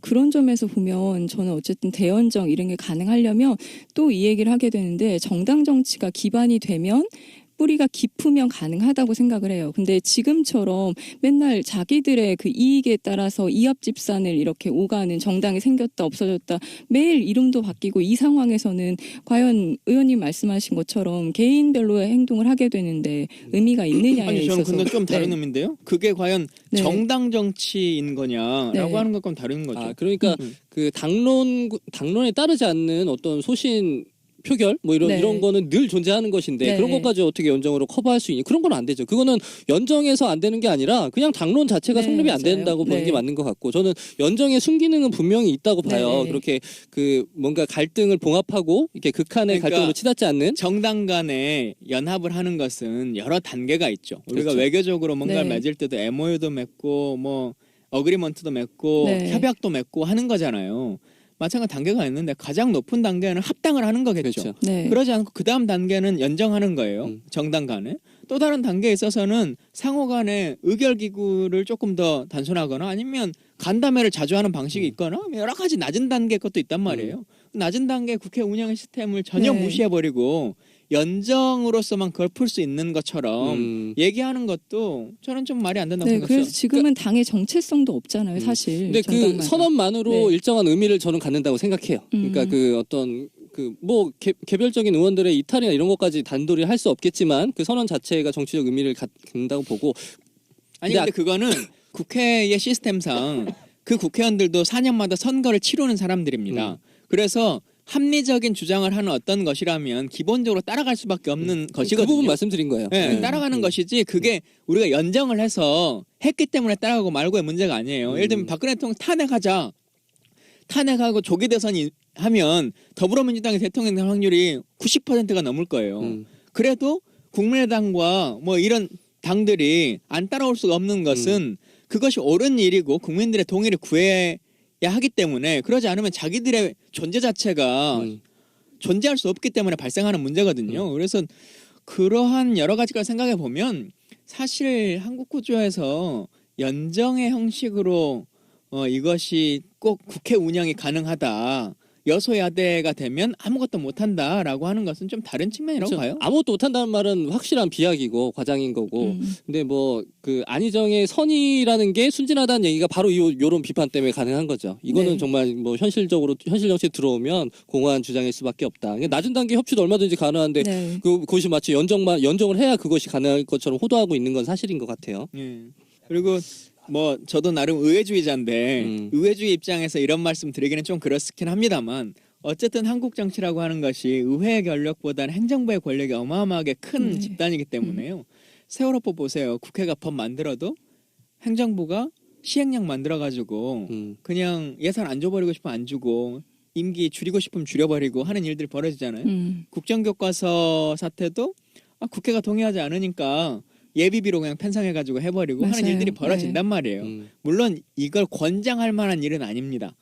4대강 파는 거, 뭐 하는 거, 자원외교 하는 거 국회 동의를 다 구하지 않아도 해버리는 일이 상황이거든요. 물론 이런 것들을 고쳐나가야 되는 것이지만 대통령이 그 모든 것들이 다 불가능하다라고 계속 국민들에게 말하는 것도 저는 현실 정치와는 좀 맞지 않다고 생각해요. 그러니까 아까 그 한국에서 연정이 어려울 거다라는 비판 중에 하나가 일단 그 정치인들끼리 이걸 뭐 이합집산해서 결정할 수 있는 문제가 아닌 거죠. 왜냐하면 그 정당은 지지자들이 있어서 존재하는 건데 예를 들면 뭐 국민의당이 무슨 연정을 하고 싶어 한다. 그럼 그거는 국민의당 지지자들이 그 연정에 찬성할 때 가능한 거거든요. 네. 근데 지금 중요한 거는 과연 지금 거대 야당인 민주당 지지자들이 연정에 찬성하느냐 이 문제거든요. 당원들이 그 찬성하지 않는 연정을 혼자 얘기하는 거는 이거 자체가 네. 정당인으로서 잘못된 행동인 거죠. 그러니까 순간적으로는 정치적 이해관계를 위해서 선택할 수 있을 거예요. 카드들을. 근데 결국은 그게 팽 당하는 거거든요. 네. 예전에 민주당이 노무현 대통령 탄핵 때 한나라당과 손잡아가지고 했었던 것. 당시에는 이익이 되는 행위였다고 생각했을 겁니다. 근데 결국 못하게 된 거죠. 이번 상반기에 국회의장 선정하고 할 때도 국민의당이 당시에 새누리당 편을 들 거냐 아니냐라고 하는 논쟁들이 있었단 말이에요. 네. 근데 결국은 손 못 들어요. 최순실 사건이 벌어지기 그 한참 전이었어도 하면은 국회의장 자리든 부의장 자리든 뭔가 훨씬 더 이득을 얻었을 수는 있겠죠. 국민의당이. 혹은 의장 자리를 새누리당에게 주고 뭐 법사위원장이든 여러 가지 좋은 자리들을 국민의당이 얻어올 수는 있었겠죠. 그러나 못하는 겁니다. 지지자들이 동의하지 않는다는 것을 알기 때문에. 그래서 연정에 대한 고민들도 실제 국회 운영을 경험해 본다면 그렇게 그냥 이론적인 교과서적인 얘기로 말할 수는 없을 거다라고 저는 생각합니다. 그러니까 안희정 지사가 선의로 이야기하는 건 그러니까 그런 문화를 바꿔보자는 건데 네, 그게 지금 안 될 그렇죠. 거라 현실적으로 안 될 거라는 말씀이신 거잖아요. 근데 안희정 지사가 지금 아까 계속 얘기하다 걸리는 게 그거잖아요. 어차피 경선에서 그 민주당 당심을 잡아야 선의로 되는데 말한다고 저는 생각하지 않고요. 그러니까 그래요? 정치라고 하는 것에 전략이라고 보세요? 현실 정치라고 하는 프로세스를 무시하고 교과서적인 얘기들을 계속 하고 있고 그 극단적인 예를 국민들에게 모든 사건이 이렇게 되는 것처럼 얘기하고 있는 거죠. 그러니까 이상적인 선의인 거 아닌가요? 안희정 본인의 그게 정치 철학이라고 계속 얘기를 하고 좀 있잖아요. 쓰기는 좀 다를 것 같아요. 뭔가 가르치려고 하고 있다. 잘못된 정보를 가지고. 네. 근데 안희정 지사가 지금 경선에서 이렇게 가면 질 거다라고 말씀하셨는데 저는 아예 그냥 선회한 것 같아요. 그러니까 이 경선에서 지금 민주당 지지자들 중에 안희정 지지율이 16%밖에 안 되잖아요. 이쪽을 더 강화해서 예를 들면 이걸 한 30% 수준으로 올려서 어떻게 승부를 보겠다? 이쪽은 아예 저는 포기한 것 같고 지금 계속 지금 자유한국당 저 바른정당에서 지지율이 계속 상승하고 있잖아요. 안희정이. 저는 이건 그냥 들어와 이거 하고 있는 것 같아. 민주당 경선에. 어차피 경선에. 지금 이게 플랜 B인 건데 어차피 민주당 집토끼로는 이 승산이 없다고 판단한 것 같아요. 그래서 뭐 본인도 이게 희박한 확률이라는 걸 알지만 유일한 이게 해법이라고 생각하고 이쪽으로 계속 가고 있는 것 같아요. 숨어있는 표심을 끌어오겠다 뭐 이런 건가요? 민주당 안에는 안 숨어 있지. 밖에 숨어 있지. 네, 그러니까 외부에 그냥 정치인 안희정이 너무 아까워요. 정치인 안희정. 차기를 충분히 볼 수 있을 만한 좋은 카드인데 왜 이렇게까지 안달을 해서 스스로가 나락으로 떨어질까? 근데 그게 본인의 정치 철학이라고 계속 얘기를 하고 있잖아요.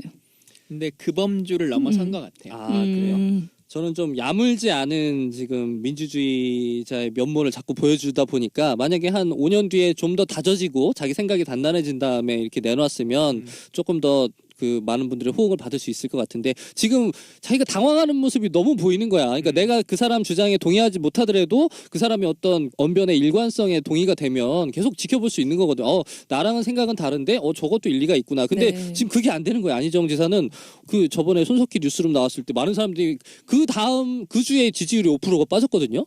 저는 그 대연정 선의 발언뿐만 때문이 아니라 저는 TV 앞에 나와서 그 사람이 그거를 이렇게 설파하는 모습이 너무 실망스러웠던 것 같아. 그러니까 우리가 연애를 책으로만 배웠다고 흔히 맞아요. 말하는 딱 것처럼 그런 느낌. 이분이 네, 말하는 그러네요. 뭐 야 나도 지사도 8년이나 했어 음. 뭐 이렇게 얘기 대통령도 만들어 봤어라고 얘기를 하지만 실제로 본인이 그 지도자의 위치에서 할 만큼의 민주주의에 대한 학습이 됐는가라고 하는 걸 생각해 보자면 아직은 책으로만 배운 단계라고 하는 느낌이 들어요.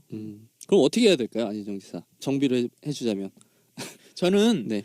이분이 민주주의자로서의 그리고 정당주의자로서의 초심으로 돌아가야 된다고 생각해요. 네. 추심이라면 어떤 추심인 거죠? 지금은 정당주의라고 하는 것도 전부 다 훼손하고 있는 거잖아요. 페이스북에 말한 것처럼 이 당에 내가 30년 못 박았다라고 하는 걸로 처음에 시작했는데 이 선거에 내가 이기기 위해서 자유당이든 바른정당이든 들어오십시오라고 하는 것들을 말하고 있는 거잖아요. 이게 과연 정당 정치의 근본을 하고 있는 거냐. 그리고 정치라고 하는 것, 민주주의라고 하는 것은 지금 이 시기에 혁명적으로 뭔가를 하는 것이 아니라 사람들과 함께 설득해 나가면서 시간을 갖고 바꿔나가겠다라고 하는 절차의 문제를 하는 것인데 이분이 절차로 봐도 지금 대통령이 되지 않더라도 예를 들면 문재인이 떠나고 난 자리, 문재인이 청와대로 들어가 버리면 친노의 사람들이 선택할 수 있는 카드로서는 아주 좋은 카드잖아요. 그렇죠. 그러면 그대로 물려받아서 다음 전당대회 때 당대표도 될 수 있고 뭐도 할 수 있고 하는 여러 가지 상황 그리고 현실 정치를 좀 더 체험하기 위한 뭐 장관으로서의 업무도 좀 쌓고 하는 성장시킬 수 있는 기회인데 지금은 우리 당의 지지자들을 계속 등을 돌리게끔 만드는 상황을 초래하고 민주주의를 한 판에 해결하려고 하는 이 모습을 보이기 때문에 그리고 민주주의의 정치인들은 김대중 대통령 말처럼 반보만 앞서가는 사람이지 무슨 선동꾼이 아니거든요. 근데 나의 발언이라고 하는 것을 따라오지 못하는 사람들에 대해서 계속적으로 문제 제기를 하고 있는 이 모습들도 별로 아름다운 모습은 아니라고 생각해요. 그래요. 그러면 다음은 더 어려워졌다.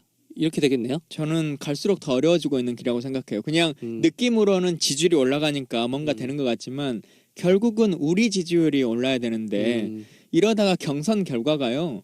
진짜 이재명 시장의 반도 안 나오는 상황이 초래되면 지금 이분 그 겉으로 보여주는 것에만 지금 빠져가지고 실제 조직 가동이나 뭐 이런 표를 얻는 거나 이런 것들이 지금 완전 뒤처지고 있는 거잖아요.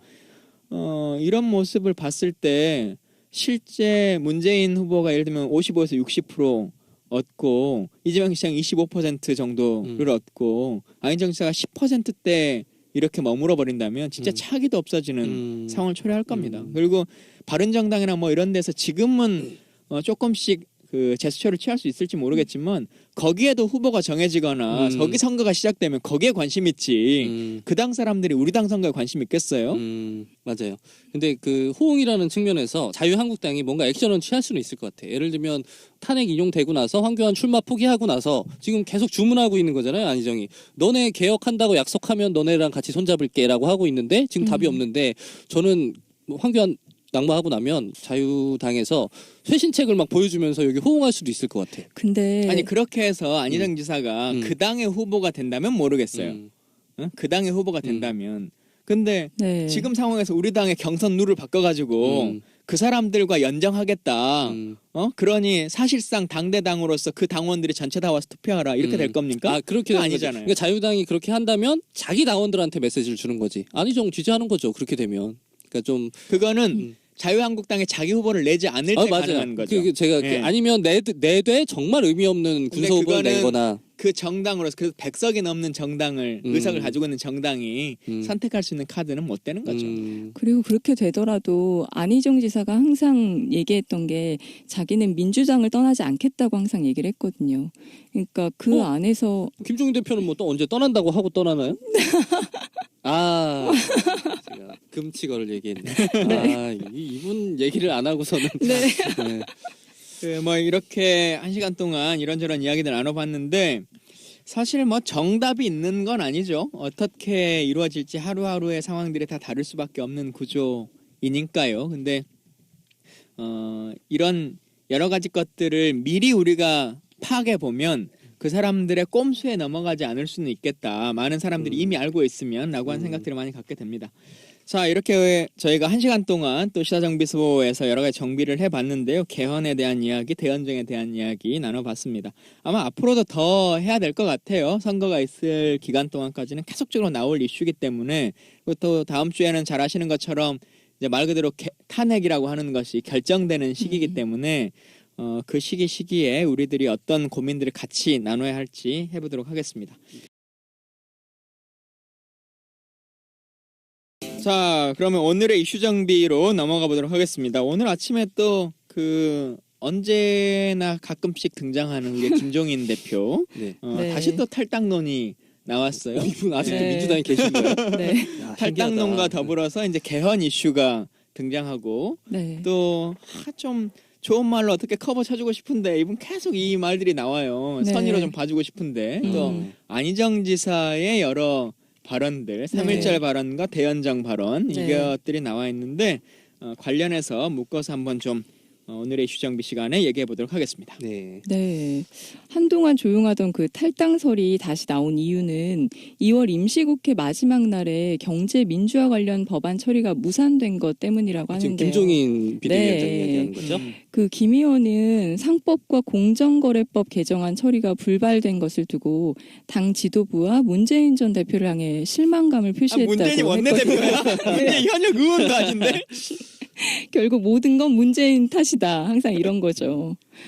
그러면서 주변 사람들한테 항상 자기 탈당할 것 같이 흘려서 간을 보잖아요. 왜 그럴까요? 이분 도대체 왜 이래요? 근데 네. 지난번에 그 총리 순환사라고 하는 게 있잖아요. 네. 지난번에 한번 말씀드리긴 했는데 박근혜 대통령이 누구를 지명해서 총리가 될 것 같으면 낙마되고 네. 낙마되고 사람의 완전 치졸한 모습을 보여주고 네. 했는데 김종인 대표가 누구의 손을 잡으려고 하는 순간 계속 그 사람 폭망하는 네. 마이너스의 손. 마이너스의 손이 지금 벌어지고 있단 말이에요. 네. 안희정 지사도 조금 더 그 부분에 대해서 명확하게 생각해야 된다라고 하는 생각을 먼저 좀 드리고 싶어요. 네, 지난번에도 안희정 지사와의 연대설이 나왔잖아요. 뭐 경제 참모로 같이 갈 것이다라는 얘기가 나왔다가 막 해프닝으로 끝났었는데 그때와는 좀 얘기가 다른 것 같아요. 그때는 탈당 얘기는 아니었잖아요. 당 안에서 어떤 특정 어떤 후보군을 지지하겠다는 얘기였고 지금은 탈당해서 아예 이 판을 떠나겠다는 얘기예요. 그래서 저는 그 한국 정치인 중에서 애고가 가장 강한 사람들 두 사람이 있는 것 같아. 강한 자아를 갖고 있는 사람들. 한 분이 안철수 의원이고 한 분이 요 김종인 의원 같은데 이런 분들은 자기가 조연이 되는 걸 참지 못해. 내 이 판에서 주인공이 되지 않으면 이거를 견뎌하지를 못해요. 그래서 이분이 네. 지금 그런 상황에 있잖아요. 그래서 자기가 주인공이 될 수 있는 판을 찾아서 혹은 만들어서 떠나려고 하는 것 같은데 아마도 그 명분이 개헌이 될 것 같죠. 맞아요.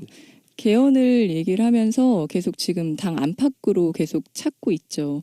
그러면서 한간의 설에 의해는 그 반문 세력을 중심으로 모일 거다. 김종인 의원을 중심으로 해서. 근데 이런 얘기들이 있거든요. 중심으로 누가 모여? 누가?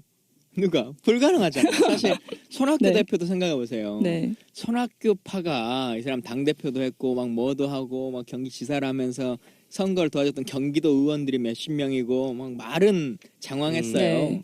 그래서 손학규 의원 따라간 사람 누구 있어요? 이찬영 의원 하나 있는 거잖아요. 네. 나머지는 공개적으로 무슨 말도 안 되는 소리냐. 누가 봐도 손학규파라고 하던 사람들도 손학규계라고 하는 사람들도 전부 다 말 같은 소리를 해라. 네. 내가 왜 나가냐. 그 사람 이제 더 이상 정치하실 분 할 상황이 아니다. 라고 네. 그냥 대놓고 얘기하는 거잖아요. 김종인 대표도 나갈 때 누가 이분을 따라서 나갈까. 그래서 그 지점에서 간 보는 속셈이 그거인 것 같아요. 그러니까 막상 자기 세력은 없으니까 계속 떠보는 거죠. 같이 나갈 사람 누가 근데 있을까? 한편으로는 김종인의 효용 가치를 따져보면 이 네. 사람이 대권 주자가 아니기 때문에 일정 효용이 있는 것 같아요. 만약에 이 사람이 자기가 출마한다고 하면 아무도 거들떠도 안 보겠지. 0.1%도 안 나와요. 그렇죠.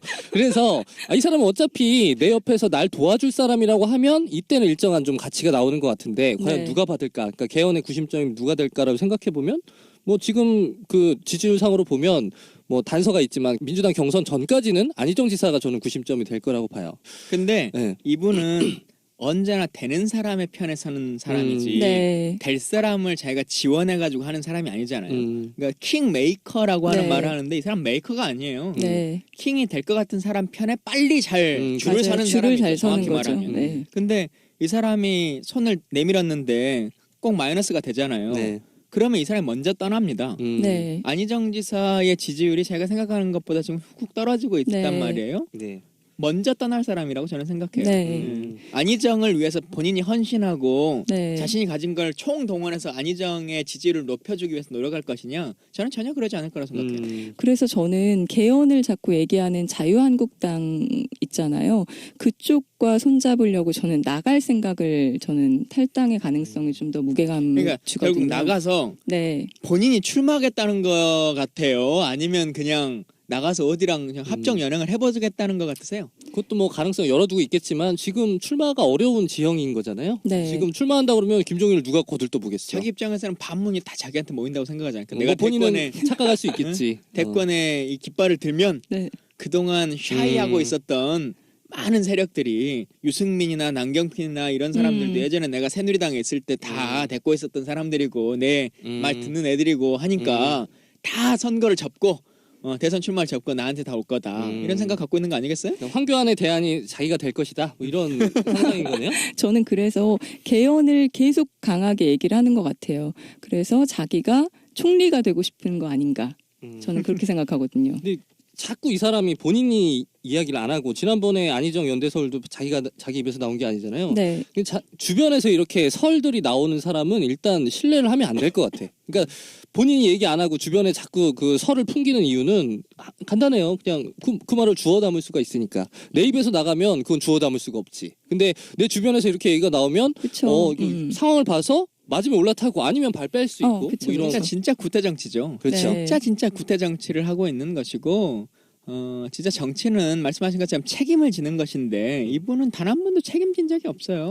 그리고 가장 중요한 건 전 이분의 정치 철학이 뭔지 모르겠어요. 한 번도 무슨 정책이나 철학에 대해서 얘기를 해본 적이 뭐 없는 것 같아요. 경제민주화라고 얘기를 하죠. 네. 본인 말로는. 근데 경제민주화라고 하는 것이 진짜 무슨 고장난 라디오처럼 매번 얘기를 하는데 네. 반복해서 이 사람의 경제민주화가 뭐냐는 거예요. 그러니까요. 국회의원을 지금 5선째잖아요. 네. 그러니까 4선까지 했으면 4사 16년간을 했는데 그러면 법안으로 얘기를 해봤어야 네, 되는 거 맞아요. 아닙니까? 대기업의 정책에 있어서는 경제민주화를 하기 위해서 뭐 법인세는 어떻게 할 것이고 지원책은 어떻게 할 것이고 중소기업은 어떻게 할 것이고 영세상인은 어떻게 할 것이고 뭐 이것을 세금 체계에서는 어떻게 할 것이고 뭐 인적 구조에서는 어떻게 할 것이다라고 하는 것을 법안으로 말할 수 있는 거예요. 네. 근데 이분 16년간 국회의원 하면서 단 한 건의 대표 발의도 안 한 거예요. 단 한 건에. 응? 난 진짜 의원은 그런다 치고 이 밑에 있었던 보좌진들은 도대체 뭐 하고 있었는지 모르겠어. 거기 이제 꿀보직이네. 김종인 의원실 보좌관이 꿀이네. 아무것도 안 해도 거기 되잖아. 괜찮네. 1등 직장. 옆에서 계속 설만 흘리면 돼. 우리 의원님 지금 뭐 안희정한테 간답니다. 뭐 이렇게 말만 계속 하면 되는 거지. 뭐. 이게 뭐예요? 그게 김종인의 경제민주화가 뭐라는 거예요 도대체? 그러니까 그 기간 동안 자기가 추진해서 정책을 했으면 이미 경제 민주화가 한 발은 나가 있었겠죠. 근데 지금 아무것도 없는 상태인데 계속 지금도 자기가 뭔가가 될 수 있을 거라고 주장을 하고 있죠. 근데도. 뭐가 돼요 되기는. 이 얘기 계속 해야 됩니까? 김종인 얘기 그거하죠. 네. 우리가 이분 얘기를 사실 길게 해주는 것도 네. 이분이 원하는 걸 것 같아요. 이분은 그냥 계속 여기서 저기서 자기 이름이 막 거론돼가지고 대단한 사람인 것처럼 느껴지길 바라는 거잖아요. 네. 지난번에 반기문 총장이 SNS에서도 검색해보면 내 얘기가 엄청 검색률이 높다라고 네. 얘기한 것처럼 그게 내용이 어떤 건지 간에 야, 뭐 여러 사람들이 자기 얘기를 막 거론하고 있다. 김종인 탈당할지 말지 대선 출마할지 말지에 대해서 모든 팟캐스트들이 예의주시하고 있다. 이 얘기를 좀 듣고 싶은 거지 몰라요. 말랐네 거기에. 그러니까 우리 그만합시다. 네. 김종인 이제 오늘 방송에서 금치거 네. 국수 사기로 김종인 이야기하는 사람. 금치가 하니까 시사정비소가 이 팟빵에 탄압을 받고 있었어요. 그러게. 시사정비소가 안 써져. 네. 중간에 그 뭐 왜 그럴까? 이상한 단어가 그러게. 근데 저희는 전혀 의도하지 않은 단어인데 근데 이제 이거 고쳐져 가지고 써지니까요. 네. 후기 게시판에 이야기 많이 남겨주시길 네, 바라겠습니다. 홍보 많이 해주세요. 네. 네. 저희가 김종인 얘기를 한 이유는 사실 자, 삐. 국수 싸세요 국수. 네.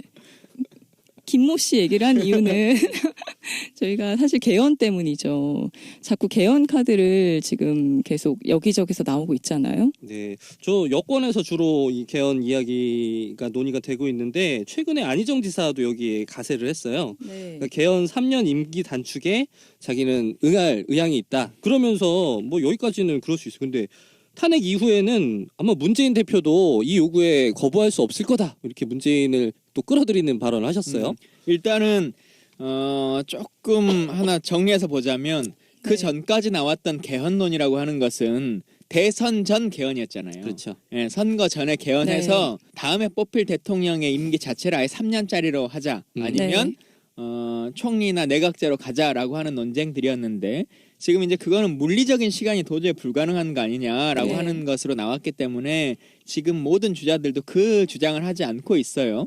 근데 자유한국당만은 그걸 여전히 주장을 하고 있죠. 뭐 근데 그래 봐야 별 네. 또 길게 얘기할 필요성은 없는 집단이 된 것 같고요. 네. 근데 다만 지금 개헌과 관련한 어떤 특위처럼 만들어서 그 사람들의 정권을 주면 다음에 당선되는 대통령이 그것을 수용하겠다라고 하는 얘기까지로 지금 진도는 나가고 있는 것 같습니다. 그렇죠. 근데 이 개헌이 뭔지 지금 개헌이라는 말이 헌법을 고치겠다는 얘기잖아요. 그렇죠. 네. 근데 이 사람들이 하고 있는 개헌, 그 권력 구조를 좀 재편해 보자 하는 그 개헌 논의인 건데 이 사람들이 뭘 주장하는지 먼저 좀 뜯어볼 필요가 있을 것 예. 같아요. 근데 사실 개헌을 주장하는 거는 87년 체계의 그 산물인 현행 헌법이 한계에 봉착했다는 거에 그 대부분 공감을 하면서 개헌을 하자고 처음에 얘기가 나온 거거든요. 근데 그 여론이 이제 다른 걸로 바뀌어서 넘어가고 있죠. 87년 체제라고 하면 그냥 뭐 그렇게 거창하게 얘기할 것도 없이 그냥 5년 단임제를 고쳐보자. 네. 그리고 대통령한테 권력이 집중되니 요걸 좀 이렇게 분산시켜보자 이런 건데 그거 외에도 헌법의 다른 조항들도 고치자는 거잖아요. 네, 그렇죠. 네. 그것처럼 그냥 기본적으로 이미 헌법이 만들어진 지가 30년 네. 가까이 흘러갔기 때문에 헌법은 대통령을 어떤 선거로 뽑을 거냐, 대통령 임기가 몇 년이냐라고 하는 것만 써져 있는 게 네, 아니지 않습니까? 맞아요. 네. 우리의 영토의 범주를 어떻게 볼 것이냐, 아니면 행복추구권의 범주는 어떻게 할 것이냐, 환경권이나 여성권이나 뭐 이런 것들은 다 어떻게 할 것이냐, 노동권 어떻게 할 거냐, 네. 이 모든 것들이 포함되어 있는 건데 이제 이게 시대가 바뀌었으니 한번 다시 리셋해서 고민할 필요가 있는 게 아니냐, 시민의 기본권이라고 하는 측면을 다시 고민해보자라고 하는 논쟁이 중요한 것인데 네. 결국 정치권은 이런 얘기들은 쏙 빼버리고 맞아요. 네. 대통령 임기 어떻게 하지? 그러면 환자한테 다 몰아주니까 나는 대통령이 안 될 것 같으니까 3명, 4명이 힘을 좀 나눠서 갖는 건 어때? 라고 하는 논쟁으로 지금 끌고 가는 아주 네. 나쁜 개헌 이야기를 하고 있는 거죠. 근데 저는 권력구조 논쟁은 굉장히 의미 있고 중요하고 반드시 해야 된다는 입장인데 물론 시점의 얘기는 좀 뒤로 가고 지금 나오고 있는 그 권력구조 논쟁의 갈래를 좀 봐야 될 것 같아요. 도대체 뭘 주장하고 있는지. 네.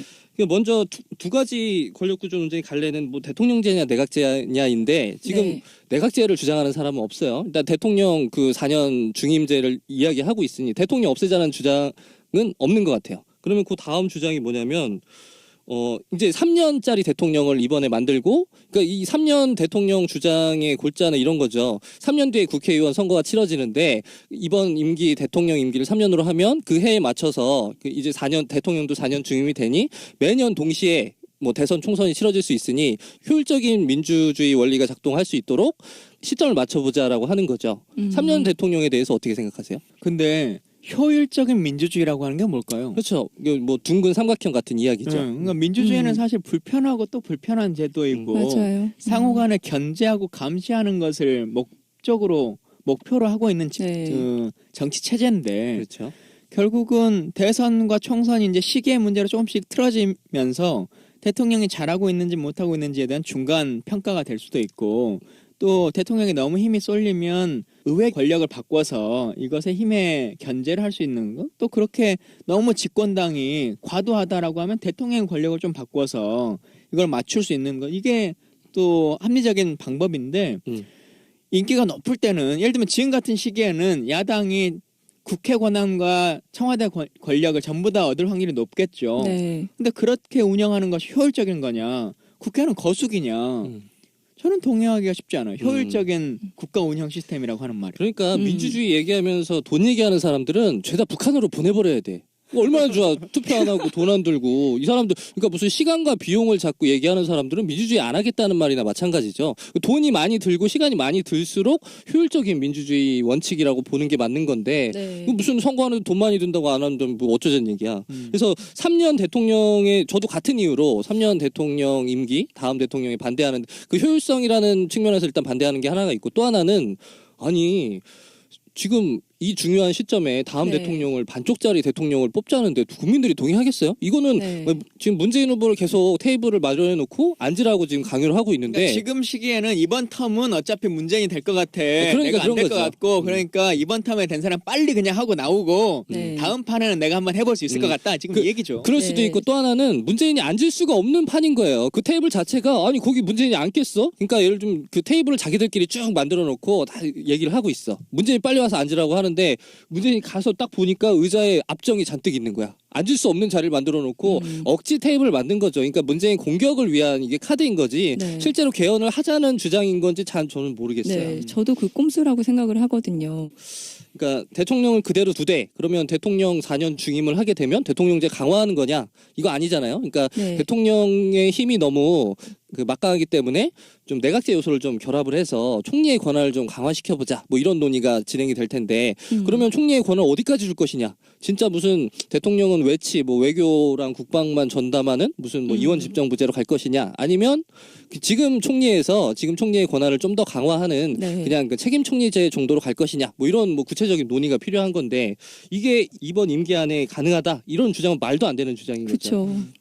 그리고 정확히 보면 사실 대통령 임기를 3년 하냐 5년 하냐 8년으로 하냐라고 네. 하는 것은 껍데기인 거예요. 대한민국이 정상화되느냐라고 하는 것과는 전혀 다른 문제인 것 맞아요. 같아요. 예를 들면 총리 문제도 사실 별거 아니에요. 그것도 어차피 행정부 안에서 벌어지는 일이거든요. 네. 대한민국에 지금 가장 잘못되고 있는 것 중에 하나는 삼권 분립이 안 되고 있는 거거든요. 네. 국회 권력이라고 하는 것이 거의 뭐 9대1 정도의 싸움을 하고 있는 것이기 때문에 국회의 권한을 어떻게 정상화할 거냐, 행정부의 권력을 네. 감시하고 견제할 거냐라고 하는 것이 중요한 거지. 맞아요. 그래서 그 지점에서 논의의 방향 중에 하나가 이거죠. 그러니까 책임 총리를 어떻게 뽑을 거냐, 아니면 네. 또 내각 인선을 그 지금 대통령이 다 임명하잖아요. 그거를 그 권한을 총리에게 줄 거냐 말 거냐, 뭐 이런 디테일한 조율까지 필요한 건데. 근데 이제 총리를 대통령이 뽑는데 그러니까 그것까지도. 그러니까 총리를 어떻게 뽑을 거냐, 다수당의 당수가 당수를 총리를 시킬 것이냐, 아니면 의회에 그 선출권을 넘길 것이냐, 네. 뭐 이런 그 아주 진짜 디테일한 논의들이 있는데, 이거를 지금 뭐 원포인트로 지금 개헌해서 끝내자고 하는 건 말이 안 네. 된다는 얘기죠. 그리고 사실은 아까 이제 여러 가지 바꿀 게 많다라고 했잖아요. 그리고 이게 국민 투표를 거쳐야 되는 맞아요. 사항이기 네. 때문에 그렇죠. 국민들에게 잘 설명할 수 있어야 됩니다. 내용을 인지할 수 있을 정도의 상황들이 저는 돼야 된다고 생각하고요. 그러기에는 물리적인 시간들이 필요해요. 네. 예를 들자면 우리 헌법 전문 많이들 얘기하잖아요. 우리는 민족 중의 역사의 사명을 띠고 태어났다라고 말. 네. 아니 그게 아니지. 그건 국민교육. 아, 여기 연식 드러납니다. 여기서. 네. 그러니까 우리 헌법 전문에 나와 있는 그게 우리나라 법 정신을 가장 기본적으로 담고 있는 거잖아요. 네. 유구한 역사와 전통에 빛나는 우리 대한국민은 3.1운동으로 건립된 대한민국 정부의 법통과 불의한간 사회민주주의 정신을 계승한다. 이제 제대로 나왔네. 헌법 전문의 시작인데 네. 자 여기서 이게 87년까지의 상황이란 말이에요. 네. 그러면 이 안에 87년 60항쟁의 정신을 끼워 열 거냐 말 거냐 라고 하는 게 논쟁이 있겠죠. 그리고 이 사건 이후에 5.18이라고 하는 것이 국가가 정하는 민주주의 사건에 들어갔단 말이에요. 네. 그러면 5.18 정신이 헌법 정신에 들어갈 것이냐 말 것이냐 라고 하는 것이 또 논쟁이 있는 것이고요.